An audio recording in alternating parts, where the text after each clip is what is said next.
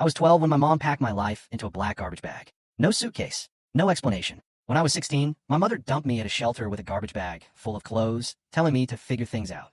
Years later, she came back for money, demanding I pay her debts. So, I gave her a garbage bag and said goodbye. When I was 16, my mother threw me out, at a shelter, with a single garbage bag full of clothes.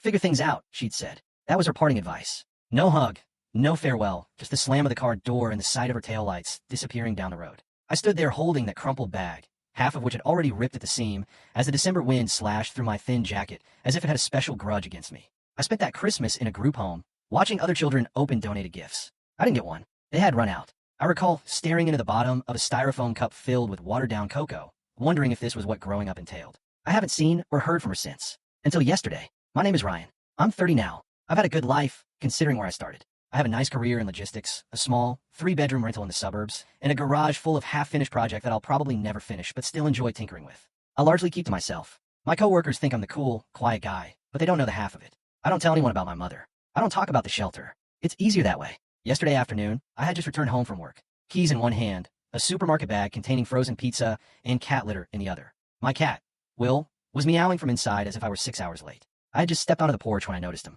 A man, perhaps in his mid-50s, stood beside the sidewalk as if he was waiting. He had nervous energy, constantly shifting his weight. When he finally looked up and made eye contact with me, he attempted a smile that didn't quite reach his eyes. "Ryan," he inquired, his voice dry, as if he didn't use it much. "Yeah," I said softly. I didn't recognize him. He didn't explain. He simply reached into his coat pocket and handed me an envelope. I recall pausing, looking at it as if it might erupt. The calligraphy on the front struck me like a sucker punch, slanted cursive. Neat, too neat. I hadn't seen such handwriting since I was a child. Signing permission slips for field trips. I never got to go on. "Who gave you this?" I asked. "She said you'd know," he explained. Then, as if he had a bus to catch or a crime to flee, he turned and walked away. I didn't open the envelope immediately. I just stood there for a few seconds, dazed, until Will's frantic meow from inside reminded me that I had obligations. I went inside, fed the cat, started the kettle, and stared at the envelope on the kitchen counter as if it were radioactive. I finally cracked it open. Inside was a single sheet of paper. No greeting, no apology, only one sentence. "You're doing well now. Could you assist your mother out?" That was it.